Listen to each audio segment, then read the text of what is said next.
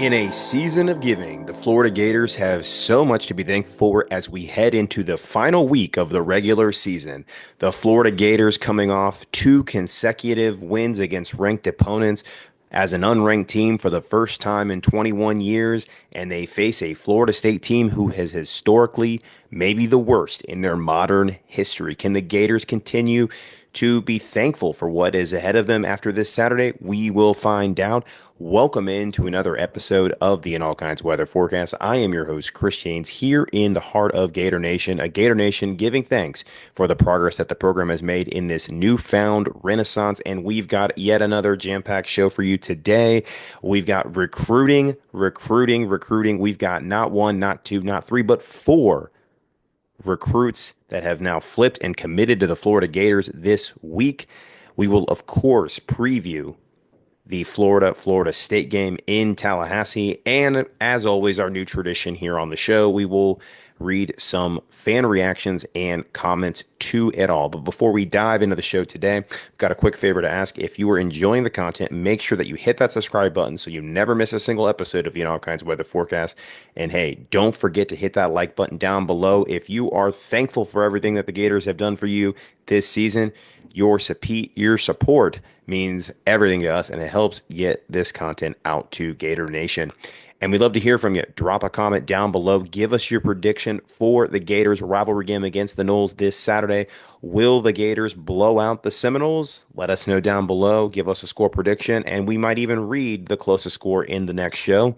And if you're listening on one of our audio platforms, please take a moment to rate and review the show. Leaving a 5-star rating helps us reach even more listeners. We greatly appreciate it.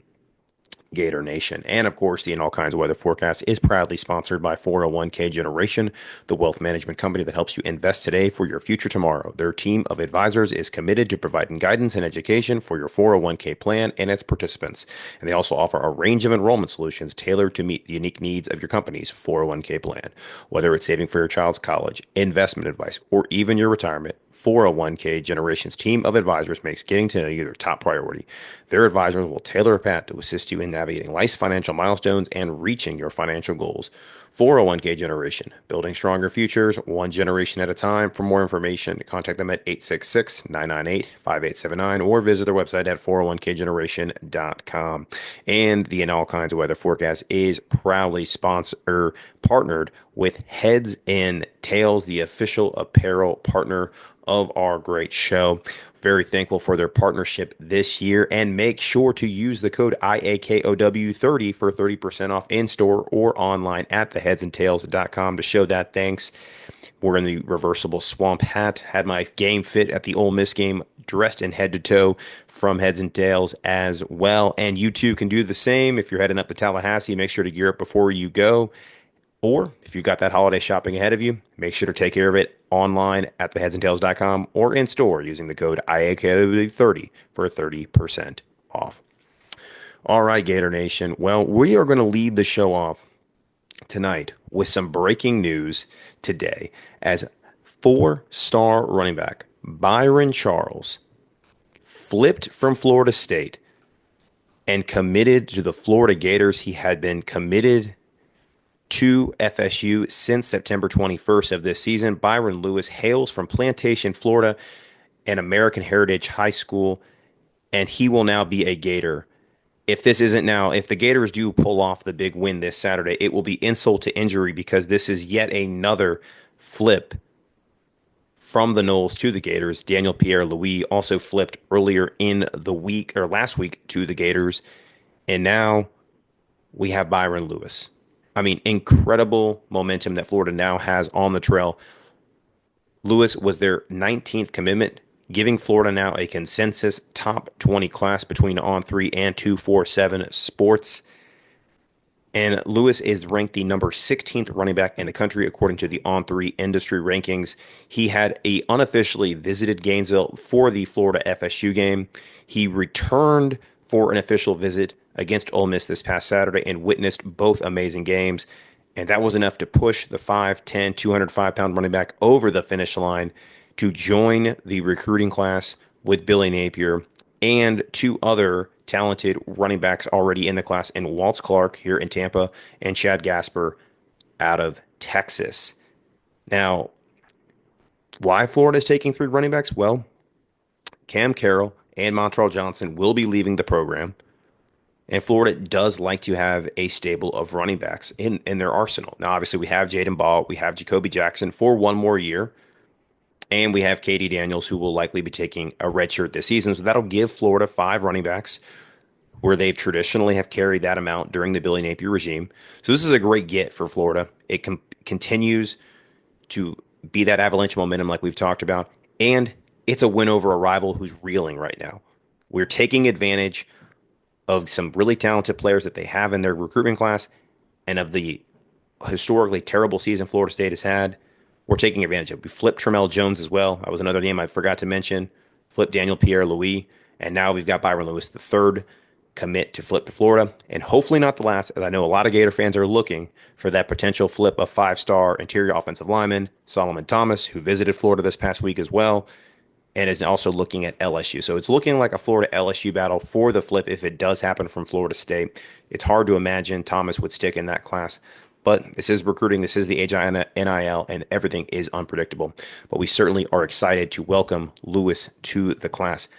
That wasn't the only recruit that Florida has gotten, though, in the last week. We're going to recap all four now. And the first one that we got to start off the week was actually maybe the most surprising of them all, and that was the flip of elite linebacker Ty Jackson from USC, who hails from Lochahatchee, Florida, and Seminole Ridge High School, who is a top 100 prospect according to the On3 industry rankings, the number 8 rated linebacker for the 2025 cycle. He committed to the Trojans back in early September, surprising a lot of people, as Florida had actually been trending at that point, but that was coming off the heels of Florida's poor performance against Miami. He committed to USC. Florida does need another linebacker in the class. They have had Miles Johnson committed since the early part of this past summer, who's a high three-star athlete out of Alabama. But Ty Jackson, a 6'1", 197-pound, kind of long, rangy outside linebacker, has really good pass rushing abilities, very good instincts, and playing in coverage as well. And has tallied 135 sacks, two interceptions, and five forced fumbles in his junior season alone. I mean, this is a tremendous get. This was a guy that had been trending to Florida, isn't and hails from the state.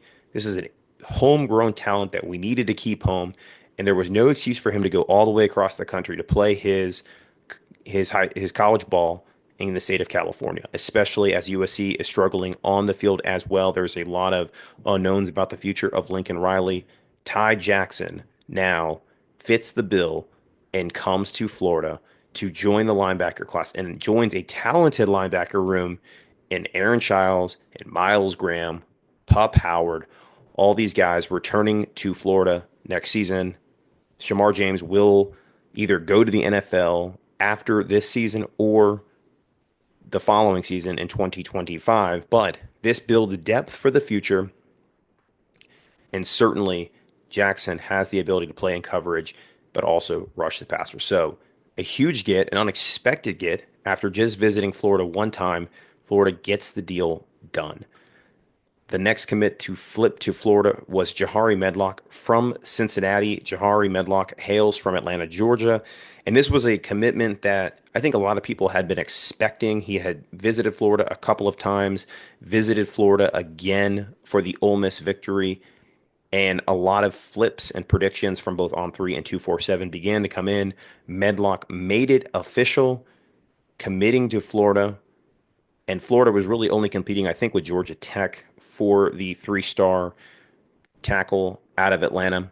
He is the 36th ranked offensive tackle and 576 overall player, according to the On3 industry ratings. And Florida beat out the likes of Georgia Tech, Kansas State, Maryland, Marshall, Western Kentucky for his services. And, listen, guys, I mean, Neil talked about this in his article on allkindsofweather.com. Obviously, there's some bigger fish out there. Tavarius Dice, and I mentioned Solomon Thomas from Florida State. Those are two guys we want in the class. We need those flips to make this a really good offensive line class. We've got Daniel Pierre Louis, another three-star who joined last week. You need to be taking 4 to 5, and not all of them are going to be blue chips. Now, from here on out, we'd like to see that. We need to start getting more blue chips because, as we've talked about time and time again, it matters in the trenches in the SEC. And Florida probably will also have to hit the transfer portal for, I would say, a tackle, given that Crenshaw Dixon will be leaving the program after this season. But you need to have build depth for the future. And it takes years and time to develop these guys. Florida has shown that. Bryce Levitt joined the program 2 years ago. He's now getting snaps. Look at Najee Harris, joined the program a few years ago. He has started this year.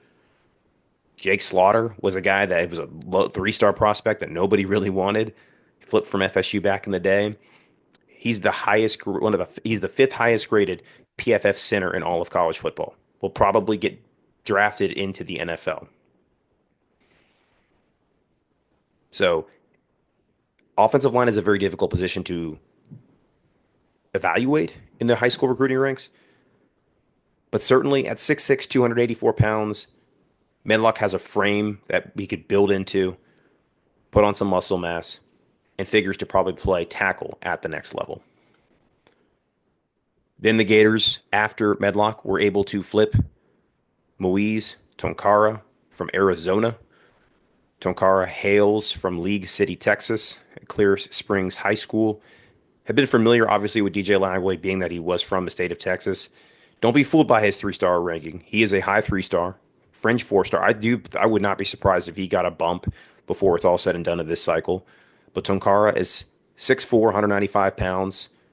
He has had 30 catches, 455 yards, and 5 touchdowns this season, according to Max Preps. He also has 379 yards and returns and a handful of touchdowns to go there as well on special teams. So obviously, we love to have the ability to put a guy in that position to be a game breaker and get those returns in the kickoffs and punt games. Joining Vernell Brown, who also has that capability. He joins the receiver class with Vernell Brown and Nashawn Montgomery, and Nashawn Montgomery has taken visits to Alabama and Louisville the last 2 weeks. So that's a guy we're going to have to fend other schools off for to keep into the class. And Tonkara, with this 6'4", 195-pound frame, kind of replaces what we lost in Josh Moore to Miami. The same physical, tall receiver that can go up and get the ball, but he's got incredible breakaway speed. We posted on our recruiting handle at IOKW Recruiting. This guy's got amazing breakaway speed. Very fluid route runner.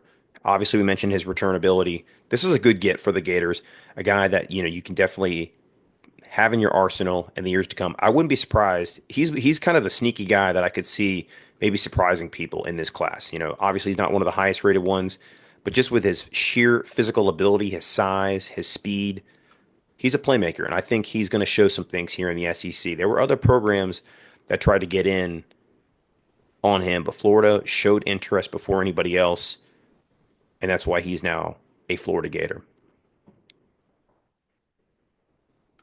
All right. And I think that about does it. So, where do the Gators stand kind of in recruiting here? The Gators got their quarterback in Tramel Jones. They've got 3 running backs in this class now. They have 2 tight ends in Tayshawn Gelsey, Micah Jones. Their receiver room now has 3/4 guys. I mean, Tayshawn Gelsey is kind of that hybrid receiver/tight end. But there's no doubt that they would like to get a big fish like a Jamie French, 5-star out of Mandarin, teammates with Tramel Jones, or Dallas Wilson, the 5-star Oregon commit out of Tampa Bay Tech. Florida's still going after those guys. Be nice to land one more, and it's icing on the cake for that receiver room. Offensive line, I mentioned it already. Solomon Thomas from Florida State, Tavarius Dice from Auburn. 2 blue chip guys that'll round out this class, and it's a solid offensive line group to add in there. I mean, I think linebacker room, we're probably done. Ty Jackson, Miles Johnson are our 2 guys there. Corner, there's a little bit more to be desired. We got Ben Hanks Jr. in the fray. I would say we're probably going to have to get a few more guys. We're pushing hard for the flip. It's going to be difficult, but DJ Pickett of LSU, who did visit this past week, can the Gators get in on that one? We'll see. But overall, this class is starting to take shape. We have 19 commitments. We're now a consensus top 20 class, and there is a path to getting a top 10 class now. It's going to require the flips of those 2 offensive linemen that I mentioned in Thomas and Dice. It's going to require us to pull a flip of a Wilson or a French, maybe getting a guy like Pickett in the fray. flipping back Demetrius Samuel, who was once a Syracuse commit, then a Florida commit, then back to Syracuse. We're going to need a few more blue chippers now to round out this class, but there is momentum, and it is exciting times in Gainesville. We're going to see what the Gators are able to accomplish before early signing day. But if they're able to get near a top 10 class or in a top 10 class, it sets them up for next season and the years to come. And then also, then we get into the transfer portal and get some guys to come play with DJ Lagway. So exciting stuff. But I felt we had to lead the show off with that tonight. Big recruiting news. It's been the story of the week outside of the Ole Miss game. And obviously now we have a rivalry game to discuss. Now, let's get into it now with the Florida Gators taking on the Florida State Seminoles. The 2-9 Florida State Seminoles, 1-7 in ACC play. A historically bad Seminoles team, by far the worst in the post Bobby Bowden era, who took over the program in 1976 or 77. It's been a long time since Florida State's been this bad. This team has quit. From all indications, the team has quit, and Florida needs to take advantage of it. They need to strike now. They smell blood in the water. It's time to finish these guys off and send them home for good, because this really is their bowl game. They're not going to have anything after this one. So this is an opportunity for Florida to impose their will on this FSU team. This is the 68th time that these two teams have met. Florida leading the all-time series 37-28 to two ties. Florida's won 3 of the last 5, but they've dropped the last 2. And an interesting statistic that I found odd is that only 4 times in the last 16 meetings dating back to 2007 have the contests been within single digits, but 3 of those 4 have come in the last 3 seasons. The other in 2014 when Jameis Winston and Trayon Harris were trading barbs of interceptions in that game to see who could throw the most. But Florida in this rivalry, when they win, they tend to win pretty big, and Florida State also. So this is a situation where seemingly there's just a better team going into the game. It's clear there's a better team. That was the case in the Dan Mullen years when Florida played Florida State. The last 2 years, as Billy Napier has been ramping up for this program, Norvell had the advantage with a quarterback named Jordan Travis and still had some talented players on the team last year to be able to go up to Gainesville and get that win. But Florida has the better team right now. A surging team, an ascending team, a team experiencing a renaissance coming off 2 straight home-ranked victories, and it's time to strike. Florida enters this contest anywhere from a 14.5 to a 15.5 point favorite in this game. ESPN FBI gives them almost an 83% chance to win. Everything is there for the Gators, and they're led, of course, by their true freshman quarterback in DJ Lagway, who has had some amazing moments this season.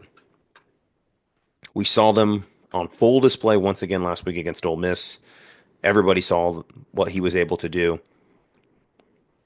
in eluding sacks, getting the ball out, and making some big plays down the field. This season, in his freshman campaign, nearly has 1,500 yards, a almost 59% completion rating, 9 touchdowns to 6 interceptions. And he has an arsenal of running backs now. And Jaden Ball, Montrell Johnson Jr., who is healthy, coming off a season-high performance of 107 yards and the game-winning touchdown on his senior day, who now is fully healthy and has returned to the rotation. And finished off with by Jacoby Jackson, the third running back in that arsenal. All 3 running backs averaging 5 yards a carry or more. Amazing year out of this team. And this is a Florida State team that has struggled to stop the run. They have the 87th worst or the 87th ranked defense in all of college football. They have allowed nearly 28 points a game. This is a Florida State team that has only scored more than 20 points against an FBS opponent once, and that was the first game of the season in Dublin, Ireland against Georgia Tech. They finally were able to do that against an FCS team, a 1-11 FCS team in Charleston Southern last week. This is a bad Florida State team, and this is a game where Florida should be able to impose their will, get up very big, and I'd say force a lot of turnovers. Florida State 131st in the entire nation. And I mentioned their scoring inabilities. 131st in scoring, averaging only 15.8 points a game. 131st. There are 134 FBS teams in all of college football. Florida State is nearly dead last in points per game with 15.8, total yards of offense per game at 273, rushing yards at 89.1, 129th, and I mentioned the turnover margin at minus 12 at 131st. Florida, of not they're not that much better when it comes to statistically speaking, but almost double across the board in their rankings compared to what Florida State is at in the most important statistics and why Florida has seen a resurgence in the last couple of weeks. Florida's fully healthy at receiver, almost fully healthy at receiver with Badger and DK. Badger has 778 yards. If he has a big game, he could flirt with 1,000 yards, be the first Florida receiver since Taylor Jacobs, a player that Florida State fans will are somewhat familiar with. If you know, you know. But Badger 222 yards shy of breaking that feat. And we'll see if he's able to do it. Ricky Pearsall was able to do it, but last year Max Brown played in place of the injured Graham Mertz, and he was unable to muster up enough yardage on his final game as a Gator. So it was very disappointing to see that. We'll see if Badger's able to do it. The way he's been playing the last couple of weeks, even though he missed a game to injury, could still get past that threshold. So, I mean, honestly, if I had to compare this game and this matchup, the only comparable team that's close to Florida State that we've played at the FBS level that's this bad is Mississippi State. We all remember what happened in that one. Florida was able to just impose their will on the offensive side. That was before we saw some changes to the defense. Florida scored 45 points on that day. Florida should be capable of doing that in this game. But we will see what happens. Florida State on the season is now led by a freshman quarterback. They started the season with DJ Uiagalelei, went down with an injury. Brock Glenn came in and supplanted him. Not supplanted, but replaced him for the injury. Struggled mightily. And then they have turned to a true freshman in Luke Kromenhoek, who now has 3 touchdowns and 2 interceptions on the season. Total, Florida State has thrown 2 more interceptions than passing touchdowns this season, 11-13. Their leading rusher is Lawrence Toafili with 413 yards and only 2 touchdowns, averaging 4 yards a carry. Their second one is Cam Davis with 170.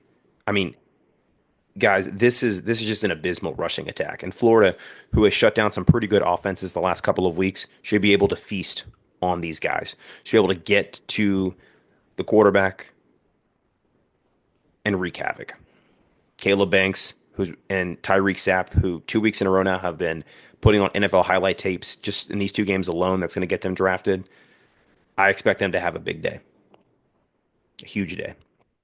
And I don't really believe these anybody on this roster should be able to is explosive enough to feast on this Florida team. We have faced far better athletes the last couple of weeks. We've played Georgia, we've played Texas, LSU, and Ole Miss, and we have found success against 3 out of 4 of those teams. So Florida State's pretty bad, and if Florida struggles in this game after having all the momentum they've had, it's going to really quash, I think, and put that seed doubt once again that maybe Billy Napier's not the guy. But I really don't think that'll happen. I'll get to my prediction and my keys later in the show. But this is a game that's just time to impose our will. It's time to impose our will. It's time to take care of business. Get a win over Florida State for the first time since 2021 and do it in an emphatic fashion as we head into bowl season and we keep this avalanche momentum and this renaissance in the Florida program going. All right. So with that, it's time to give us an updated power ranking from Dustin, who has updated, who, by the way, in last week, we neglected to mention it on our recap show of Ole Miss. The model successfully went 9-1 against the spread and 7-3 on the money line. So if you bet with the model last week, you would have made out like a king. It also called two upsets, nearly called a few more. Didn't quite come to that Florida State one, which I think a lot of Gator fans would have liked to have seen. But without further ado, let's get into it. Let's get the updated model of the week. And there is a new number one team. There is a shakeup at the top. Ohio State is now the number one team heading into their big rivalry game against Michigan. They defeated Indiana in emphatic fashion up in Columbus this past weekend. And behind them is the Texas Longhorns, who will be playing for a trip to the SEC Championship with all they got to do is go to Aggieland and beat the Texas A&M Aggies. We'll see if they're able to do that. And they will face, if they win that game, in a rematch, the Georgia Bulldogs, who now check in at number 3, down from number 2. Miami is back solidly into the top 5 as they are now finishing up the season. They go to Syracuse this weekend. If they win that game, they'll play for the ACC title against SMU, and they are number 4. Alabama, despite a atrocious showing, who was the number 1 power rank team last week, dropped to number 5. Could we see them get back into the college football playoff hunt? Probably going to need some help from a team like maybe Notre Dame getting upset to USC. Oregon at number 6, Notre Dame at number 7. Ole Miss drops 2 spots after their loss to Florida for 8. They seemingly are done and out of the college football playoff conversation. But a team that may take advantage of that is the number 9 team here, Tennessee Volunteers. Penn State checks in at number 10, down 2 spots, but still solidly in contention for a college football playoff berth, especially if they take care of business against Maryland this weekend. Indiana, oddly enough, jumped 1 spot up to 11. And according to ESPN FPI, have a 90% chance to still make the college football playoff. They look like they only need to beat Purdue this weekend. Clemson down 1 spot, swapping spots with Indiana at 12. They can get into the ACC title if Miami loses and they win. A&M at 13. Like I mentioned, they'll go take on Texas. South Carolina up 10 spots. They've been one of the fastest rising teams in the power ranking. A sneaky college football playoff team potentially too if they beat Clemson at Clemson this Saturday. They will finish 9-3. And with the schedule they've had, there may be some merit to it. We'll keep an eye on those Gamecocks. Now, here's our guys. The Florida Gators up 5 spots to number 15. Could we see the Gators actually ranked in the AP or some of the college football playoff bowls? We'll see. They actually did get some media votes this past week. If they beat Florida State in emphatic fashion, I would look to see them get into the top 25. Up 6 spots after their big win over Alabama. Oklahoma Sooners up to the 16th spot. And behind them, a team that Florida defeated 2 weeks ago now, LSU, who beat Vanderbilt this past weekend. At number 18, you got USC, who's dropped 5 spots. We'll see if they're able to pull an upset against Notre Dame. 19, SMU, who I mentioned, has clinched an ACC title berth. They will likely have to win out, though, in order to make the college football playoff. Number 20, Missouri, down 2 spots. A team that has sorely underachieved this year. Louisville at 21. Tulane now up at 22. A team that could contend for that G5 spot if Boise State falls. Boise State, we'll notice here, not actually even ranked in the power ranking. Iowa State, a team trying to get into the playoff through the Big 12 championship game. We'll see if they'll make it in there at 23. Iowa at 24 and up 1 spot and now into the top 25 after their upset win over A&M this past weekend, the Auburn Tigers. So from a power ranking perspective, what does that mean now for the SEC? Well, Texas is the top team. Georgia's 2, Alabama 3, Ole Miss 4, Tennessee 5, A&M 6, South Carolina 7. Florida now has moved up to 8, Oklahoma 9, LSU 10, Missouri 11, Auburn 12, Arkansas 13, Kentucky 14, Vanderbilt 15, and rounding it out at 16 is Mississippi State. We will be sure to post this updated power ranking on the In All Kinds of Weather Twitter page. So make sure you're following there as well as on Instagram. And now it is time for the matchups of the week. As I mentioned last week, this model was 9-1 against the spread and 7-3 on the money line. So pay quite close attention. We'll be posting this as well at those that Instagram and Twitter handle. Starting off, I mentioned it, South Carolina and Clemson, a game that if South Carolina wins could make the playoff, as well as Clemson, who could get in as a large team with not even playing the ACC title. Currently, right now, the betting line is -2.5 according to ESPN Bet. Clemson is a 9-point favorite in this game, according to the model. So, if that happens, Clemson would probably get in the playoff, but we'll have to see. The next game, Kansas and Baylor. Kansas is a 1.5-point favorite on the road, and the model actually likes Baylor to win at home. A team that is playing for another coach who was almost fired in Dave Aranda. Baylor winning out here, potentially finishing the season at 8-4, definitely saving Aranda's job. Kansas, if they win this game, however, they will be bowling at 6-6. We'll have to see how that one goes. Next on our docket, an instant rivalry in the state of Kentucky. Louisville coming in as a 4-point favorite against the Wildcats, and the model likes Kentucky to eke this one out by 1 point. This is going to be a tough one of the tougher games to decide of the week. It is essentially a toss-up according to our model. Kentucky with a slight edge at 50.7%. Talked about this game earlier, a game that if Notre Dame wins, they will clinch likely the college football playoff. Model, the ESPN Bet has them as a 7.5-point favorite on the road, but the model likes USC to cover here, Notre Dame to hang on and win. We'll see. This is an intriguing game for me, a 55-45 matchup here. We'll see if Notre Dame is able to take care of business and clinch a spot in the Marcus Freeman era. Arkansas and Missouri. Missouri, a 10-point favorite, and the model likes that exactly as a push. We'll see if Missouri's able to finish the season at 9-3, but those Hogs have been tough this season. So interesting matchup there. Not sure I would touch that game if I were a gambler. Auburn and Alabama. Alabama coming off a surprising and shocking road defeat to Oklahoma last week, potentially shattering their playoff hopes. They'll have to win this game to have any chance whatsoever.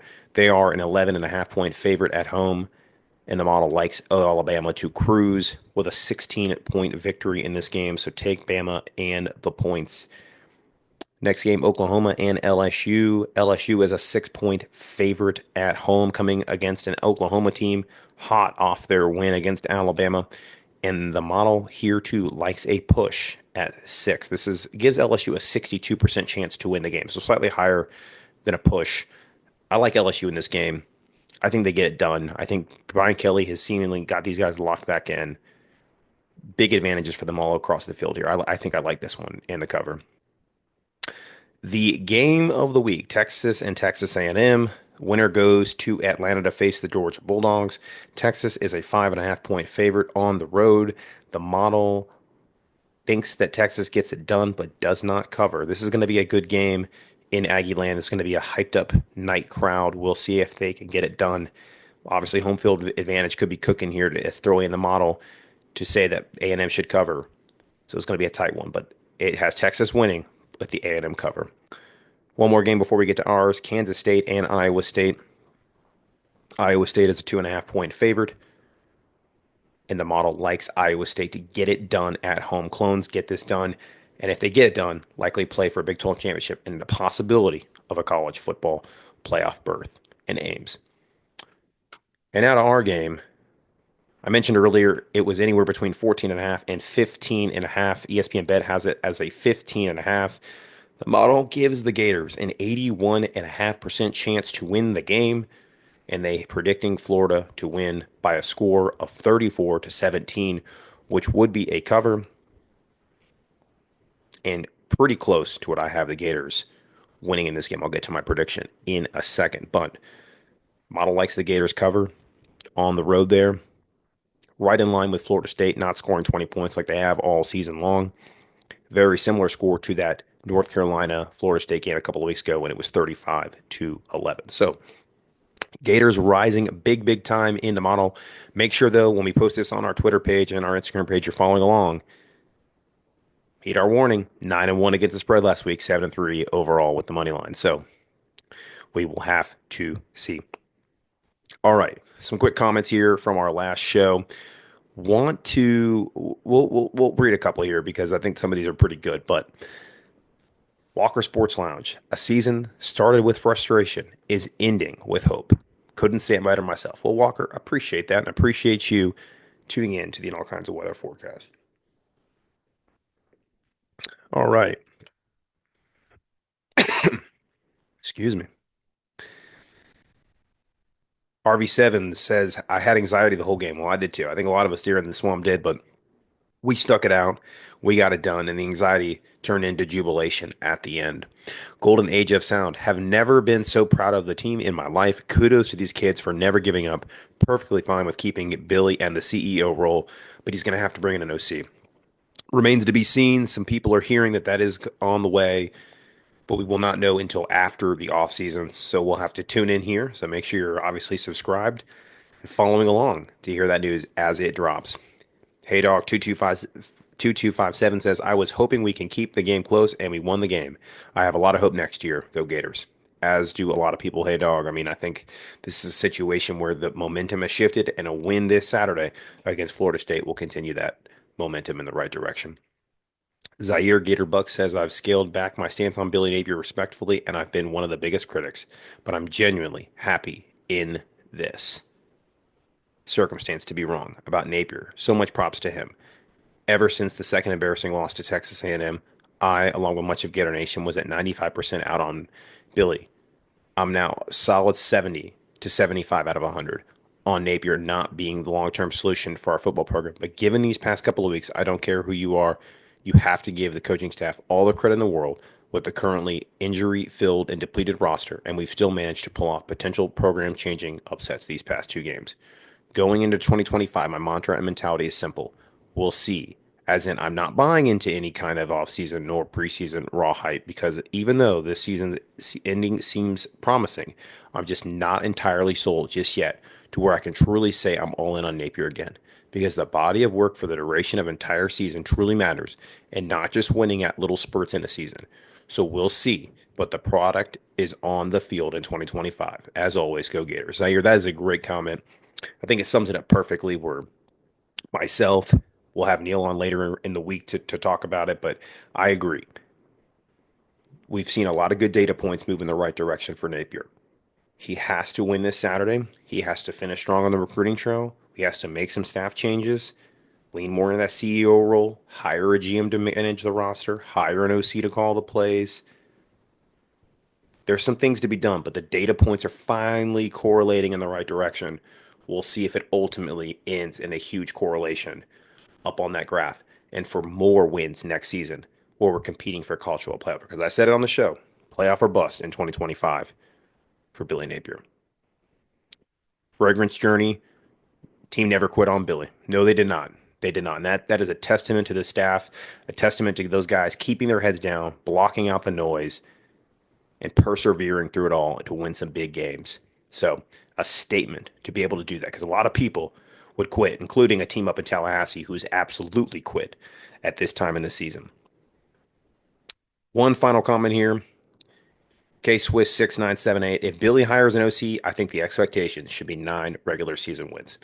K Swiss, I would say even more. I think we really should be looking at that 10-win range. I'd say just solidify true CFP berth. I mean, as we've seen this year, it's likely going to take 10 wins from an SEC team to get in. 9 wins could get in, especially with our schedule. I mean, just imagine for a moment if Florida had hung on against Tennessee and Lagway's not hurt against Georgia. You're potentially looking at a 9-3 season with the schedule we've had.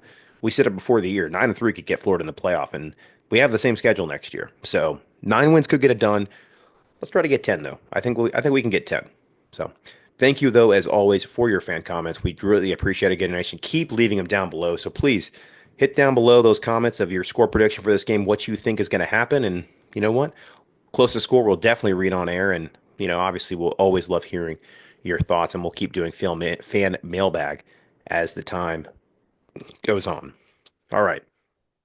Time for the keys, time for a prediction of this game, and it'll be a show. So for this game, this is a situation where Florida just can't beat itself. Get up to Tallahassee, play turnover free ball. I expect Florida to force a lot of turnovers in this game. I don't even really. My padlock stat the last couple of weeks has been +2 in the turnover margin. That held true last week. I mean, I would expect us to get even more in this game due to the way Florida State has played. So for me, it's really just take care of the football, impose your will. I think this is a game where Florida should be able to run for 200 yards easily on this team. We ran for over 165 last week against Mississippi State. We should be able to do it and then some against this team. So let's get over 200 yards rushing. Let's protect the football and let's get a big lead by half. Let's be up by 4 scores at halftime. Demoralize them. Absolutely demoralize them. So I want to see us up by 4 scores at half. I want to see us get over 200 yards of rushing on the day. Let's play turnover free ball. We're capable of it. Final score prediction in this game. I'm going to go Florida 37, Florida State 10. The over under in the game is 45 and a half. I think it just hits on the over. I think Florida cruises to victory, gets a resounding win. I'd love to see a 40 burger if we can get it, but I'm going to go 37-10. I think the Gators get a pretty big lead. Napier tends to be pretty conservative in his play calling when he does have a big lead. We'll see if that rears its ugly head again. It's just a side that I just still didn't agree with, even if he continues to be successful here at Florida. I would love to see foot on the throat, kind of like the way Steve Spurrier used to do back in the 90s. But I think the Gators get a big rivalry win. Billy Napier gets a big rivalry win. A team he's yet to beat in his tenure here. I think he gets it done on Saturday. The Gators then would cruise to 7-5, head into bowl season and signing day with a lot of momentum and another good data point in the direction for Billy Napier. So we thank you all for tuning in to another episode of All Kinds of Weather Forecast. Make sure, if you're not already, make sure to hit that subscribe button down below, like the show, leave us a comment, your score prediction for the Florida State game. And if you're listening on audio platforms, please rate and review the show. Leave us a 5-star rating. It helps bring Gator Nation more great content. And we all want to wish you and your families, as you prepare for Thanksgiving, a very happy Thanksgiving, a very safe Thanksgiving. Enjoy all the football that'll be on TV. And we will make sure to be back here later this week. Neil will be on to give his thoughts on the Ole Miss game, the renaissance of the Florida program right now, and his prediction for Florida State. That'll be dropping right before the Florida State game, likely on Friday. So be sure you're following along. We appreciate you all. Happy Thanksgiving. Be safe. Go Gators. And let's beat those Noles.